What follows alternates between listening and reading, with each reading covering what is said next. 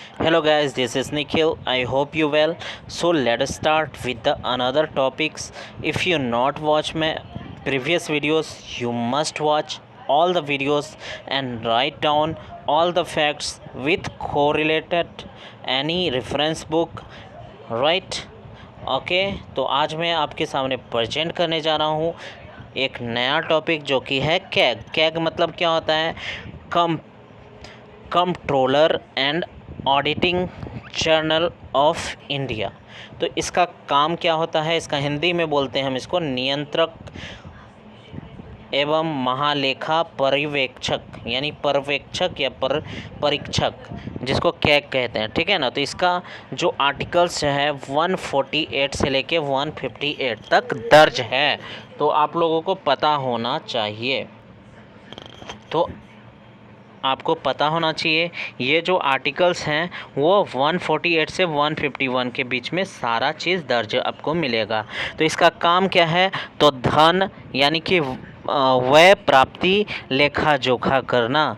तो आर्टिकल 148 में जो है कैग के पदों का विवरण आपको मिलेगा।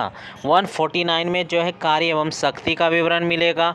तो कैग का कार्य क्या होता है? केंद्र राज्य का लेखा परीक्षक करना, यानी परीक्षण करना और सारे विवरणों को सरकार के समक्ष प्रदान करना, प्रस्तुत करना। और जो है और सार्वजनिक धन यानी लोक वित्त का संरक्षण करना। बी.आर. अम्बेडकर के अनुसार सबसे महत्वपूर्ण अधिकारी पद इसे कहा जाता है। यानी कि कहीं ना कहीं देश का जो आर्थिक स्थिति तो बहुत ही महत्वपूर्ण होता है ना फ्रेंड्स। तो अगर वो जो है अगर एक अच्छे व्यक्ति के हाथ में नहीं होगा तो आप समझ सकते हो कि देश कितना मतलब कि कंगाल हो सकता है, यानी ख़राब हो सकता है। तो ये मोस्ट इम्पॉर्टेंट है हमारे देश के लिए। तो अगर नियुक्ति संबंधी बातों को अगर सामने लाया जाए तो आपको पता होना चाहिए इसका जो नियुक्ति है राष्ट्रपति के द्वारा, शपथ भी राष्ट्रपति के द्वारा और त्यागपत्र भी जो है राष्ट्रपति को मंत्रिपरिषद की सलाह पर दिया जाता है। अगर कार्यकाल की अगर हम लोग बात करें तो कार्यकाल जो है 6 वर्ष या 65 वर्ष की आयु होती है।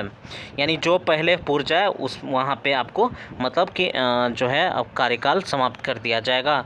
हटाने की प्रक्रिया अगर किया जाए तो असमर्थ यानी सेम एज सुप्रीम कोर्ट के जजों को जैसे हटाया जाता है उसी तरह से इसको हटाया जाएगा। यानी सुप्रीम कोर्ट के जजों को मैंने बताया था राज्यसभा और लोकसभा में जो है 50 सदस्य राज्यसभा में या लोकसभा में 100 सदस्यों का राष्ट्रपति के द्वारा इसे हटाया जाता है 2/3 बहुमत के साथ।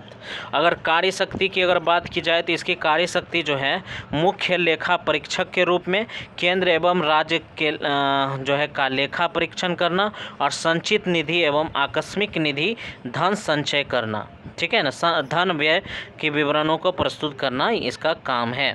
यानी केंद्र स्तर पर लेखा का रिपोर्ट जो है प्रेसिडेंट को तथा राज्य स्तर पर जो है राज्यपाल को पेश करना इसका काम है। प्रेसिडेंट की अगर बात की जाए तो इसका यानी संसद का पटल पर प्रेजेंट करना पड़ता है और गवर्नर को विधानमंडल के पटल पर इसे प्रेजेंट करना होता है। लोक लेखा समिति की अगर बात की जाए तो के मार्गदर्शन में यानी लोक लेखा समिति के मार्गदर्शन में अभिभावक एवं आँख कान इसे कहा जाता है केग को। यानी कि लोक लेखा समिति के मार्गदर्शक अभिभावक या आँख कान केग को कहा जाता है। अगर बात की जाए स्वतंत्रता की तो इसकी जो स्वतंत्रता मतलब कि स्वतंत्रता की बातें हैं, नियुक्ति संबंधी स्वतंत्रता की बातें हैं, हटाने संबंधी प्रक्रिया, वेतन संचित निधि से और जो है पद त्याग करने के बाद जो है केंद्र एवं राज्य स्तर पर जॉब्स नहीं प्राप्त करेंगे। यानी कि कोई भी इसका पद अगर मतलब कि अगर धारण कर लिया गया है तो केंद्र एवं राज्य स्तर पर कोई भी जॉब इसे प्राप्त नहीं करना है उस पद के दौरान। तो आई होप कि आपको सारे बातें अच्छे से समझ में आ गया होगा।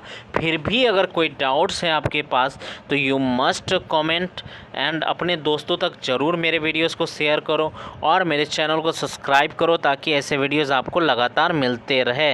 नोटिफिकेशन बेल को भी ऑन कर लो ताकि सारे वीडियोस के नोटिफिकेशन आप तक जारी कर लिया जाए। तो फ्रेंड्स आपको सारे वीडियोस कैसे लगे ज़रूर बताइए। That's all, thank you.